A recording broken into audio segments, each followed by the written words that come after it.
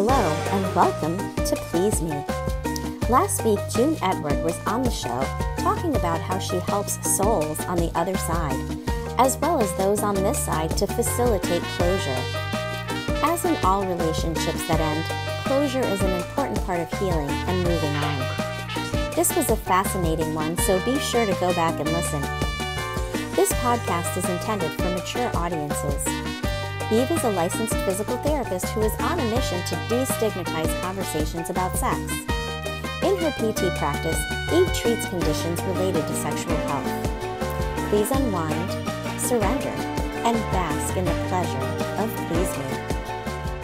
Hello, and welcome to Please Me, the podcast that aims to destigmatize conversations about sex by turning the sheets into our classroom. Today, I have the honor to welcome a guest named Hoshandra Smith, and I am so excited to talk to her. Hashondra is an author and a speaker, and her first book, Attached, and sequel, Unattached, are about her 20-year journey from teenage pregnancy to discovering the authentic version of herself. She has many accolades, but I will let you discover those on your own because I am really interested in hearing her story. So without further ado, I want to welcome Hoshandra to Please Me. How are you, Hoshandra? Hello, I am great, and I am very excited about being here today. Great conversation that we're going to have on Please Me. Excellent. Thank you so much for joining me. So let's talk about teen sex. And in my opinion, having lost my virginity in my teens, I look back and I think I knew nothing. And I was so uneducated and so unprepared. I would love to know your story. Yes, so in high school, I had my high school sweetheart that I just knew that I was in love with. So we had dated for a while from ninth grade up until on and off up until I would say 12th grade. So during that time, we decided one day that we were going to cross over to actually having sex. And I can remember the day clearly. I remember I was house sitting for someone, and I tell the story in the book as well. I remember that I was house sitting for someone, and I invited him over. It's like we knew that this was going to be the day that I lost my virginity. It's like I knew that this is going to be it. I was a virgin. He wasn't at the time. And my virginity was very precious to me. So I didn't want to be the girl who was known for sleeping around. And I was very clear to him about that. I had this idea of love and commitment in my head. So whoever I gave myself to was the person that I wanted to spend the rest of my life with. So he comes over, we're watching movies, and we slipped off in a back room and we literally went into the act. And I can just remember just growing up as really religious, not religious now, but really religious at the time. And I can remember the Bible study lessons and the save yourself and all those things. Your body is the Lord's temple, just playing in my mind. But eventually the act happened. We started having sex and we continued to have sex. I can say that as a teen, the thing that bothered me the most was not understanding what I actually gave up in that moment. So even as an adult looking back, I just have to tell myself, like, you can't rechange the moment. You have to learn from the moment and keep moving forward and just, go with what you've done and teach others the emotional part of losing your virginity. Because I wasn't concerned about the pregnancy. That was drowned it out. I wasn't concerned about the STDs. Every STD lesson that I had heard had drowned it out of my head. But the thing that stuck with me the most was the emotional trauma that nobody ever talked about. So when I tell my story about how I lost my virginity, that's one thing that I like to key in on, the emotional side of losing your virginity as a teenager. So you mentioned that you continued having sex with him, meaning your relationship continued, and throughout that time that you were still together, you still were having sexual relations with him. Yes. Okay. The whole time. Yes. Gotcha. And I'm assuming, and I mean, I shouldn't assume, were you using protection at the time? So the whole time that we had sex, we never used protection. We didn't start with protection. We didn't end with protection. So it's interesting that you say that because, that's one thing that I too remember as a teenager and, not being prepared for having these conversations about how to protect myself in order to, one, not get pregnant and two, not to get an STI and to protect myself by using protection. And so I think that we're really failing our youth by not giving them this essential information. And I think that a lot of people do know about condoms, but how many people really have them, in their back pocket just in case, so, and, a lot of times I'll say, it's the man's job to carry condoms. So make sure that you have them. But, as much as the man should always have protection, if he's trying to have sex with you, right? A woman should also always carry protection in the event that she wants to have sex with somebody and there's no protection available. So would you agree with that?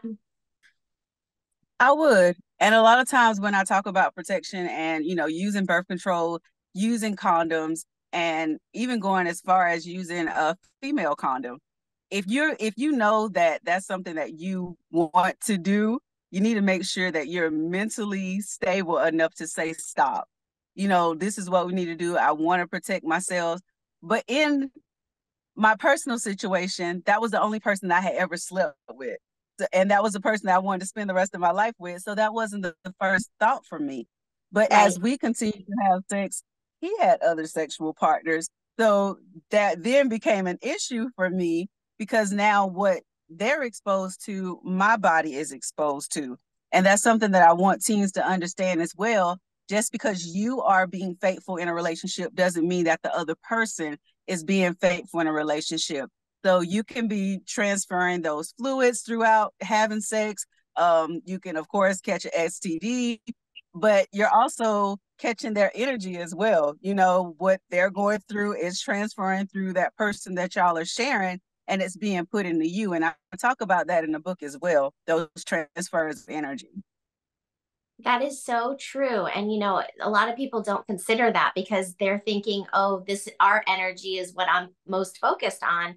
But you can absolutely, if you're sleeping with somebody without protection, you are essentially sleeping with all of the sexual partners that they've had before you, and if they continue to have. Um, and so you have to really consider that, and really consider, how important your health is, as it relates to sexuality and how you can, if you want to move forward with having, sex with somebody, you really need to consider using protection until you've gotten to the point where one, you can test together, right? To make sure that neither one of you Mm-hmm. have anything that you can pass on to the other, right? If you do, two, having that conversation about whatever that is and whether you're, willing to take the risk, right? And then, three, what would happen if, you do get pregnant? Mm-hmm. That conversation should be had too, because, if you're in a relationship with somebody and you have, committed to them and have decided to be monogamous and not have relations with anybody else, that's one thing, right? Where that you're only having, you know, coupled penetrative sex with that particular partner. However, there is, if you're not committed, right? Then you run the risk of getting, you run the risk of getting a sexually transmitted infection, and like you said, if your partner is sleeping around and you actually know about it, you really should be protecting yourself, for sure. And, if you aren't, you can really get into some trouble. So I would love to know about what you talk about in terms of the emotional baggage as it comes to, teenage pregnancy or teenage sexual experiences. So there's just one thing I want to add before we go Yeah. into the emotional part about Yeah. the STD part. Even Yeah. if you are just sleeping with one person and y'all are just sleeping with each other, there are still infections that you need to make sure that you're aware of, such as UTIs, and that's in men and in women, in both genders. Because when you're having sex and if they're ejaculating inside of you, You need to make sure that you are drinking plenty of fluids and, cleaning out your wound, and that you're doing the proper hygiene while you're having sex, because that can knock your pH balance off as a woman. If the semen on your hands during sex, if you're touching your face, it can give you breakouts. So there's a lot of things. Even if you are sleeping with a person, if you're married to them, there's still some things that you need to be cautious about when it comes to just your body in general. I absolutely agree. And, a lot of people don't consider, the trauma, right, of sexual experiences on a person's body. And many times after, coupled penetrative sex, there can be abrasions, there can be, chafing, Yep. you can have minor rips in the skin. And through those, openings can enter bacteria, viruses, and also you can irritate, your urethra where your urine comes out, and you can develop a UTI, or you can, change the pH balance of your vaginal canal, and you can develop, candida or a yeast infection. And so all of those things, like, people don't think about it. They're like, oh, it's going to feel so wonderful. It's going to bring us closer. It's going to, help us to fall in love, or whatever you're thinking to yourself, the benefit is going to be, or they won't leave me, right? Because Mm-hmm. I'm doing what they want, which is not the reason to have sex, but whatever those thought processes are in your mind, people oftentimes don't consider that these infections can also happen after having sexual experiences, especially if your body isn't used to, that Mm-hmm. extra type of, fluid inside of you, like semen. And yes, it can absolutely throw off your pH. So I always recommend, whether you're young or old, that lubrication is really, really important, because it does help to decrease the likelihood of those abrasions happening. Mm-hmm. It definitely does. But Mm-hmm. on the emotional side, I can say Yes. after I lost my virginity, of course I was floating on cloud nine, walking on water. Everything went well. My first experience was a really great experience. I can't say that it wasn't. But I can remember after I lost my virginity, I went to basketball camp. And when I went to basketball camp is when things changed between me and my first partner. And I was, calling and doing our normal, because we were still a couple in my mind. I remember when I left before basketball camp, I gave him my necklace that had my name on it. We kissed, all those good things. But upon returning from basketball camp, he had done started talking to another girl. And I remember coming around the corner and seeing them together, and it was like my heart dropped. We got into this really huge argument. Our families got involved, and it just blew way out of proportion for us to be teenagers. And I can remember after everything happened, I went and I sat on the porch, and my grandpa came out and he talked to me. And at 38 years old, I can still remember those words that he said to me. He said, if he loves you, he'll respect you. And obviously he doesn't. And I just remember that in my head. But at that time, I became like suicidal. I wanted my virginity back because it was so precious, and I thought I was giving it to the correct person. And I just really became almost frantic when I was in my personal time by myself, just thinking like, this is what I gave up. I'm never going to be able to give this to my husband or my partner that I marry in the future. Like, I've taken that special moment and that special part of me and given it to somebody I can never get it back from. And now I'm dealing with this drama. But it also attached me to him because of that reason. Even though I wanted to unattach, I couldn't at that time. I wanted it to work, and I did everything, even compromising my own identity, compromising my own morals, my own values, and then trying to still understand me as a teenager and as a person growing, going through this journey. I just didn't know how to wrap all those emotions around in my mind and just, be okay. So it caused some issues. Oh, yeah, absolutely. I mean, thinking about suicide, I mean, you can't get any worse than that. You know what I mean? Mhm. And that's so sad that that's, how things moved forward for you. And I know that for me, my first sexual experience with somebody was with somebody that I, was in a relationship with. I was 15 and, I was very much in love with him. I thought that he was the one. You always think that when you're young, because you believe in love in a way that's so magical and so like a fantasy, you know what I mean? And you think that this is actually reality, right? But you're so young and you have so much life to live. You don't realize that these relationships very early on, most likely, I mean, it's sometimes people, find their one and only, in teenagehood, but most don't, right? So for the most part, those relationships are going to be gone, and you don't really think of that, and so I was in love with my first partner so much, and then he moved away. I lived in Spain at the time, and he moved back to the United States, and he just stopped not emailing, because we didn't have email at the time. He stopped contacting me, Oh, wow. and I was devastated, and same thing, I had given him some jewelry, he had given me some jewelry, and I mailed his back. I never did get mine back.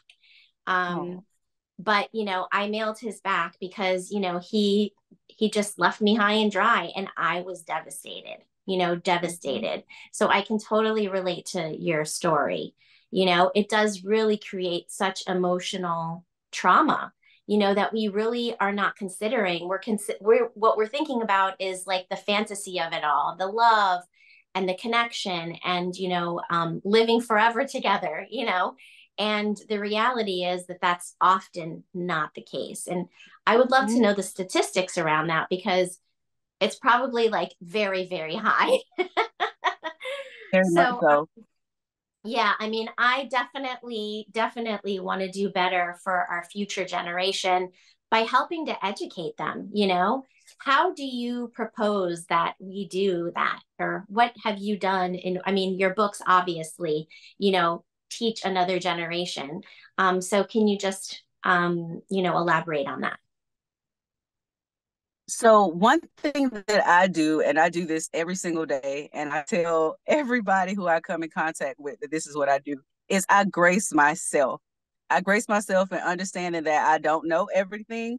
And when I'm talking to teens or young adults that, contemplating decisions from just life decisions, especially when it comes to sex, love, relationships, I ask them, like, what are you actually thinking? What's going on in your mind? Why do you want to do this? And I tell them that my process that I use.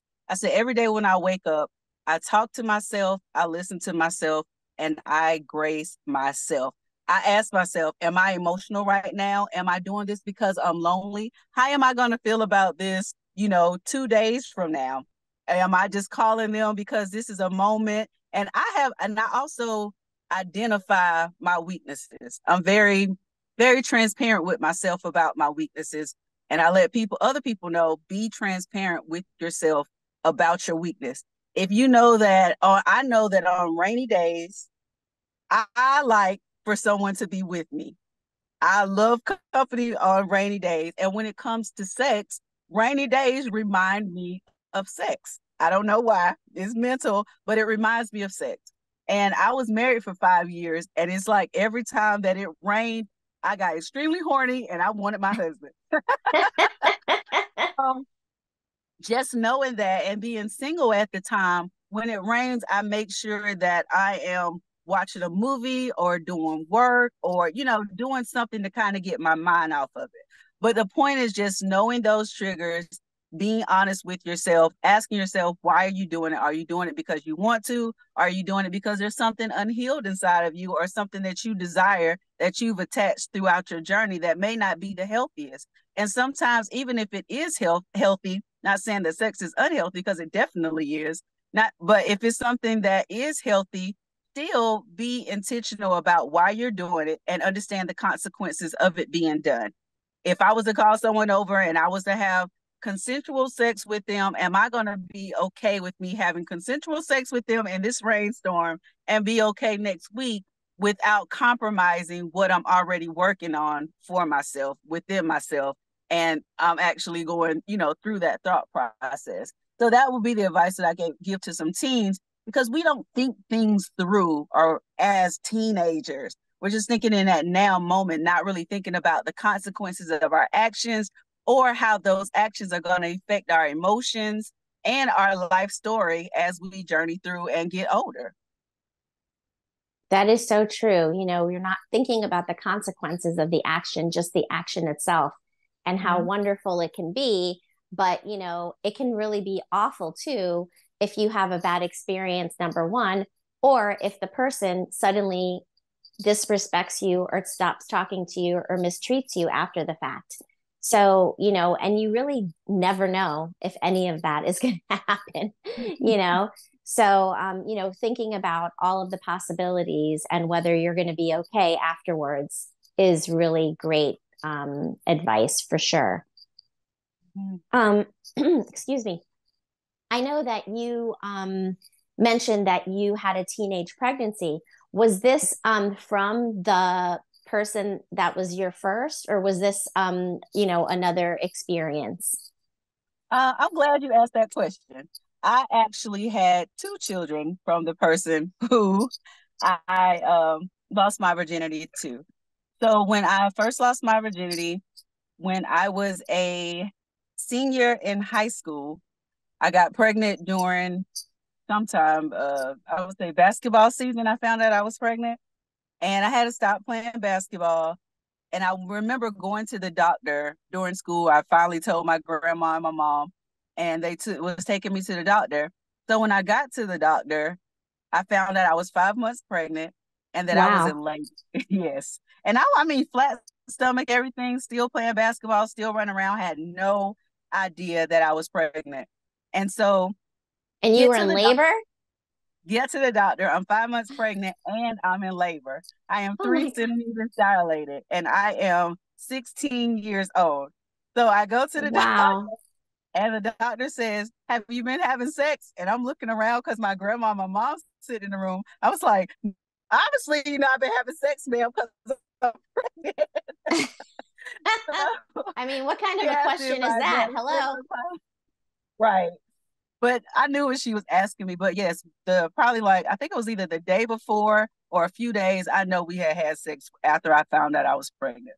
So wound up going about an hour from where I was located. I had to get in a rescue unit, turned upside down. They were trying to save the baby, but he was coming. And I miscarried my son, and his birthday was actually the weekend, January 27th. So this would have been his 21st birthday last weekend. Wow. So yes, after that happened, I was just even more devastated. And on top of that, during our ups and downs, the father of my child had another child that was being born. So it was a very interesting teen. So of course that child was born. My child wasn't born, and I was really emotional, and I still wanted to work things out. So that was the emotional part of being a teen mom that now lost her child, and having to see the love of my life be a father to another child that's not mine, that happened through one of our issues, our ups and downs. So we continued to date. I went to college, but right before I went to college, I was pregnant again with my daughter, who's now 19. So all of that happened. And we wound up having a little girl, and she's actually a college student now at a local medical college, and she's doing great. So it turned out great, but I wound up having two children in my teens, one that passed away and one that's still here today that's 19. But that was a lot to deal with, the emotional part of that, becoming a teen mom, just dealing with the bereavement. And honestly, it wasn't until about 3, maybe 4 years ago that I actually processed the death of my son, because I really just wanted to understand what happened. But during processing and unrambling that whole process of what happened, I found out that I was guilty, because I felt like the anger, the rage, the things that I was doing to myself is the reason that I miscarried. that I wasn't being responsible. So it took me all that time to really process those feelings and emotions from my teenage years that had been brought over into my adult years. I was like almost 34, 35 when I really worked it out. And those are the things that we don't think about as a teenager.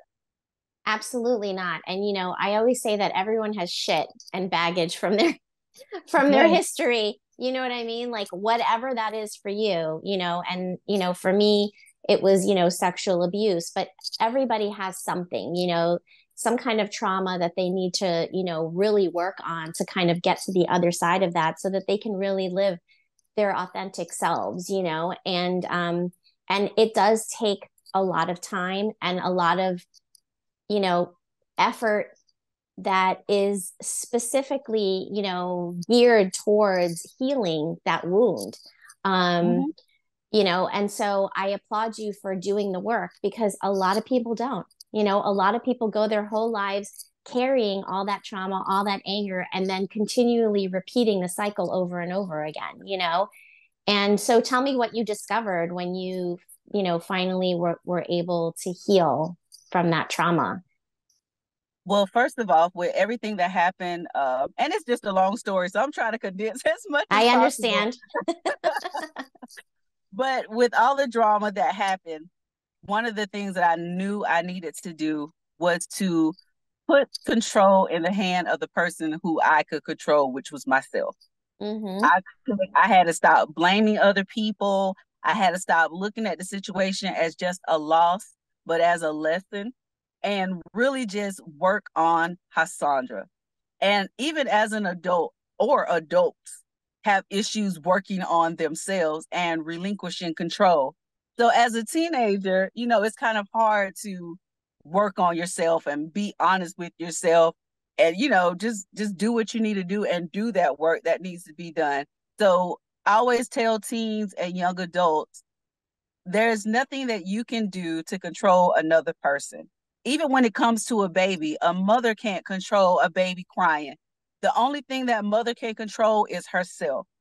Once you understand that the only person you can control in your life is you, even if someone does you totally wrong, the only reaction that you can control is your own. When you put that concept in your mind, life gets a little bit easier because now you're focused on yourself and what you can control. And as you grow and you develop with knowing that key component of life, then you're able to service the world with your wisdom and your knowledge. Because if you're working on yourself, you're going to automatically obtain the wisdom and the knowledge that you need, and life's just going to be a little better.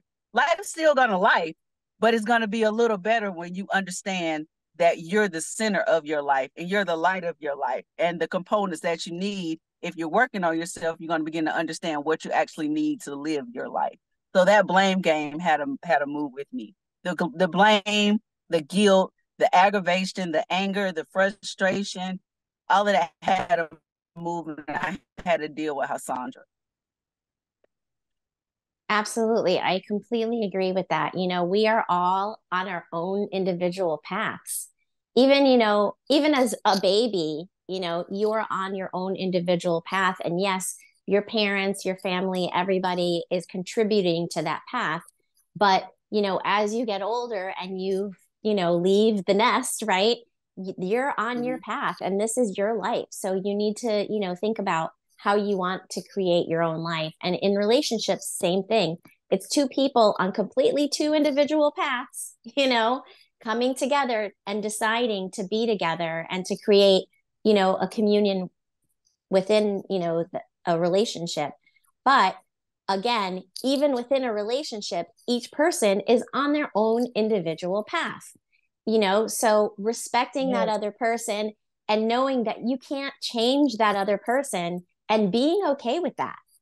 Mhm. You have to be okay with that. And if you are not okay with that, if you want to change the other person, or if there's things that you don't like about that other person that you can't live with, then you need to really consider whether or not that person is right for you, because you will never change anybody else unless they are willing to change.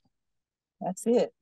Like Mm-hmm. in my affirmations, I literally state at the end when I'm talking about my partner is living our lives individually together.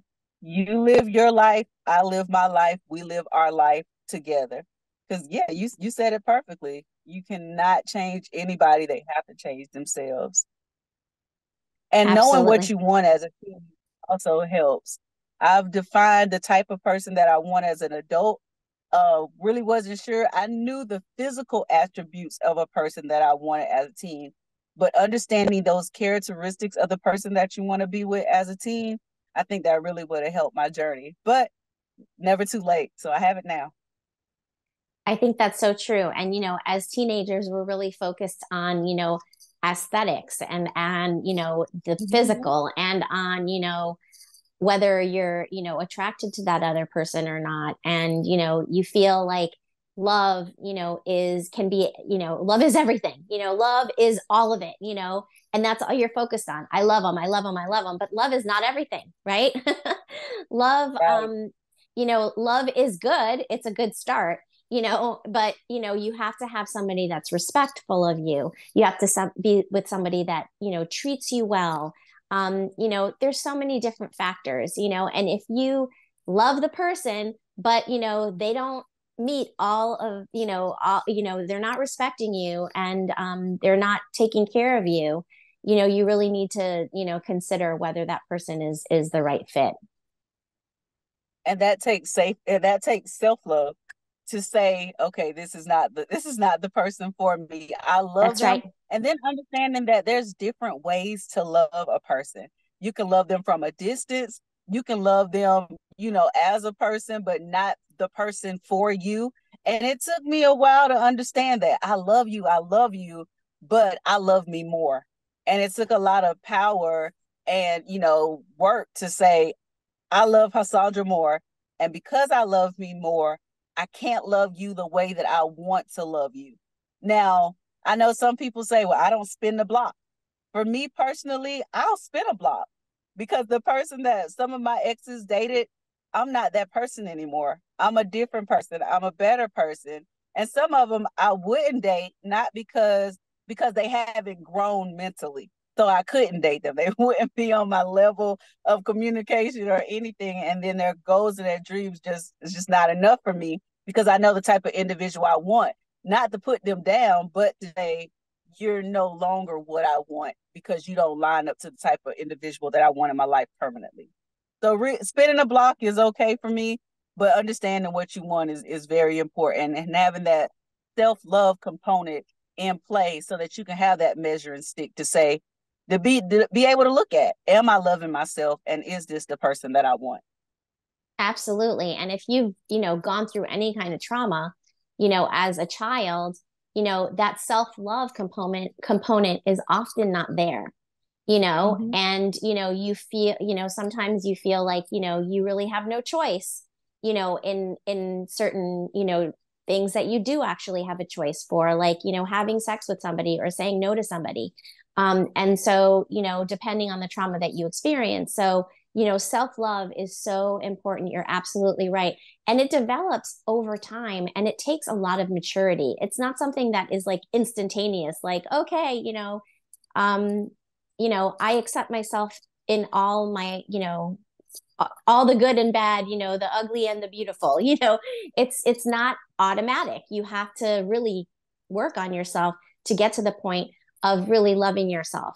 And oftentimes as teenagers, that is not that yet developed. It's not mature, you know? And so maturity is so important. Yes. And there's something that I really like to talk about with Yeah. teens. And one of the things that I like to tell them is there was a point where I would have sex and I didn't want to have sex. So mentally, my mind was telling me no, but my body was telling me yes. And that's where we get into that real fine, uncomfortable conversation about rape. It's like, oh, I feel like I was raped, but I was raped in my mind, even though I was consenting with my body. And that's where those lines get blurred. So I like to tell young women as well as young men, make sure that your mind is lining up with your body before you open your legs. Make sure that you're opening up your thoughts so that you can know what you want. So there's not a question of consent after the fact. That's why we have to make sure that we're mature enough to think things through before we start having sex. And if you're not mature enough to have those real conversations with yourself, 9 times out of 10, you're not mature enough to have sex. You need to wait and take that time to really spend some time with yourself. And these are the conversations that I wish somebody would have had with me in a blunt fashion, not sugarcoating it, not covering it up, saying, okay, girl, you're not mature enough to have sex because you're not even mature enough to have a conversation with yourself. You need to understand yourself, understand who you are, develop your mind before you start opening up your body to things that you're not ready for, not physically or emotionally. I agree. And that's a hard topic. That's a very hard topic. I agree. And these are the conversations that teenagers need, to have with, whoever, their parents or counselor or whoever that may be, reading your book, having, being exposed to thinking about all of the consequences that can happen, pregnancy being a very big consequence, right? But Yes. consent is so important. And, oftentimes people feel like, okay, well, I've already had sex with this person one time. So now I really can't say no because now I just have to keep going with the flow. And that is not the case. Every single experience is an opportunity for you to say yes or to say no. And within every single experience, if you are already in the middle of having sex, there is always an opportunity wherever you are in the sexual experience to stop and walk away. If you are uncomfortable, if the person doesn't want to wear a condom and you want them to, if, you're feeling, disrespected or you're not feeling comfortable, you're, whatever that may be, you can always stand up, say, I need to take a break, or put your clothes on and say, this is not for me. I'm out, And I don't think a lot of people know that, they feel like, oh, I'm obligated because I already started it, or, we've been having sex. So anytime he wants it, I need to give it to him. That's not true. You have control of your body. This is our temple. It is our temple, whether we're a virgin, and it is our temple, whether we've had, 50, sexual partners. It is our temple. We have control of that. We consent to who touches us. We consent to, moving forward sexually or not. Mm-hmm. And that takes power. I think that takes confidence too, because I've spoken with, doing one of my workshops, I've spoken with grown women. I'm talking 30 and above who struggle with saying no because they've said yes before. So and I think if it's talked about with teenagers, then it'll be a normal conversation. As normal as it is to talk about teen pregnancy and condoms, it should be as normal to talk about those emotional thoughts in the mind of thinking you have to say yes or putting yourself in those predicaments that's uncomfortable. We have to think those things through and really think. And I've done it in college, putting myself in those uncomfortable situations and then thinking I had to proceed with it. And I was like, no, I don't. I don't have to go here. I don't have to be here. I can leave. I can move. And it's okay. And yeah, this is how we're going to deal with it. Absolutely. It's so true. And I agree with you. I mean, I remember as a teen, feeling kind of like I didn't have a say, right?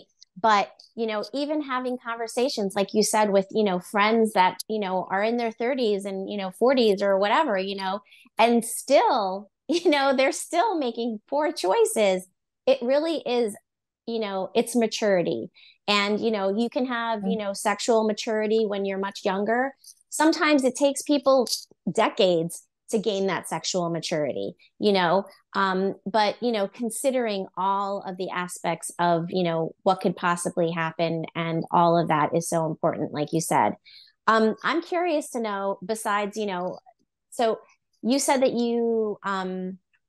you were married, it wasn't to the same partner, or was it that was the father of your child, or what, did you marry someone else? I married someone else. Okay, okay. And so as a teen, as a teen being pregnant, what were the struggles that you faced? Whew. Yeah, we need to As a hear them. teen being We pregnant, some of the struggles, yes, the we need to struggles that hear I this because faced this is was reality, because people don't think about this. They're like, oh, it's such a fantasy, to have a little baby. It's so sweet and this and that. It is a lot of responsibility. So I want to hear all of those struggles. Let's put it out there on the table. so one of the main struggles was giving up the activities that I did. Like I said, I found out that I was pregnant during basketball season, so there was no more playing basketball, and I love sports. I was in the band, country, track, all those things were, the window. So after I graduated, I went to college pregnant with my daughter. So just experiencing the freshman college years was a little interesting because I was the pregnant girl on campus.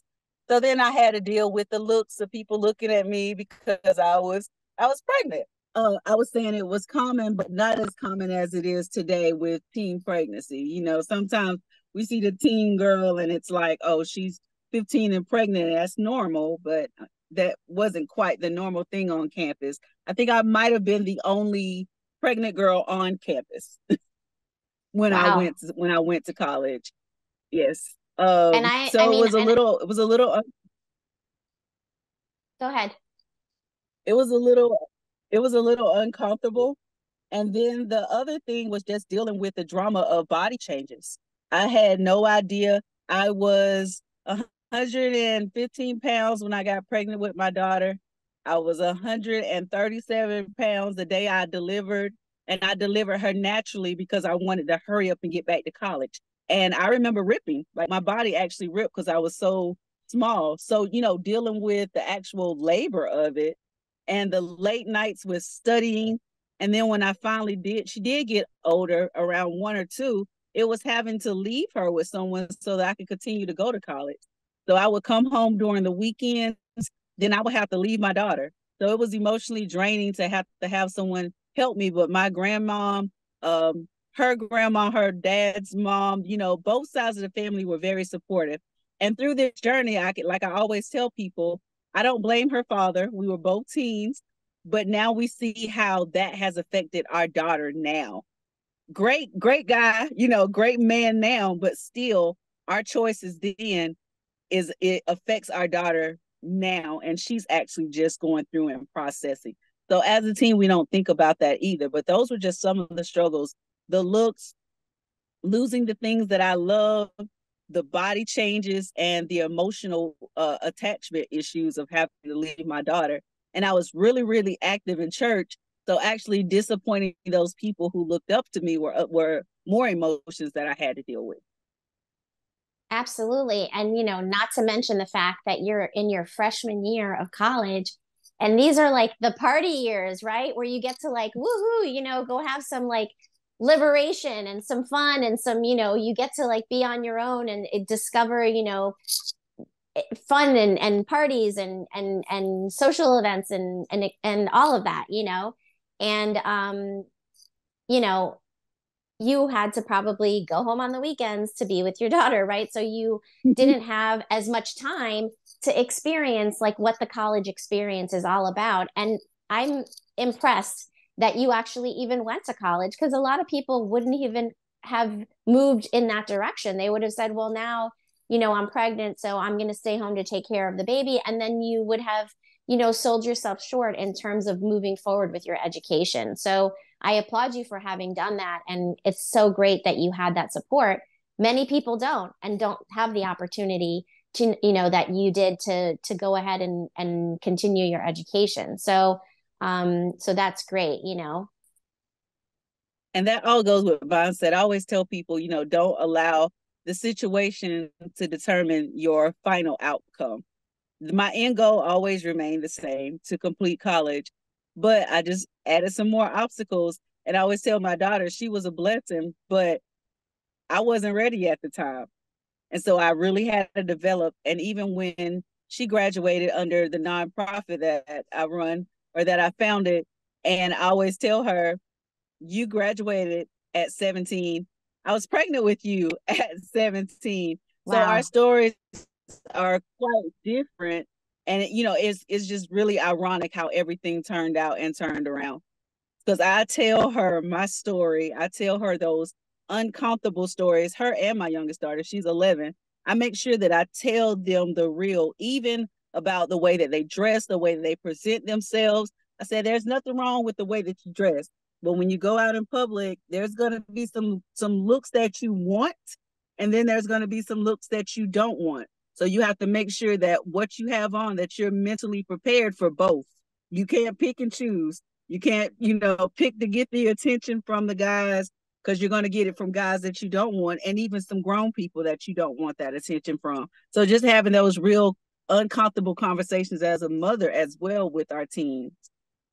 Yeah, absolutely. And, I was talking to my daughter actually about that this morning, because, she was saying, oh, mommy, you say that I don't have to wear a bra, but everybody else is telling me that I do, and I'm like, you have to consider all of the options, right? You have to consider what you just said, what you're projecting into the world and how people are going to view you, and are you going to be able to be comfortable with those reactions, right? But there's nothing inherently shameful about our bodies. We come into this world nude, right? We come into this world naked, and there's nothing wrong with any parts of our bodies, whether it be our breasts or our nipples or our belly buttons or whatever. Mm-hmm. Our bodies are beautiful no matter what size, and so, I personally hate wearing a bra, and I, tell my daughter, you can wear one if you want,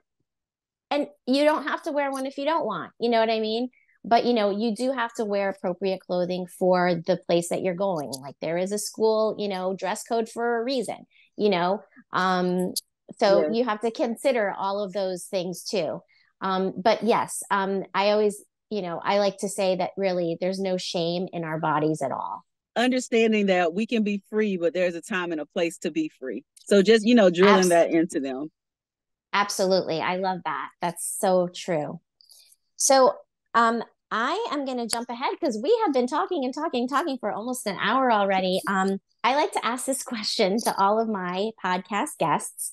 And so I hope it's not an uncomfortable question for you. But I would love to know what your favorite sex position is. So my favorite sex position, no tequila, missionary style is my favorite sex position. With tequila, it would have to be straight from the back. Yeah, it depends on tequila, no tequila. Yeah, that's so funny. And I've said before on this podcast that if you're heavily drinking, you can't give consent, right? But yourself, and that if you had to have a shot or two, you want to, you it's funny. It's just, it changes your way of thinking. So that's interesting.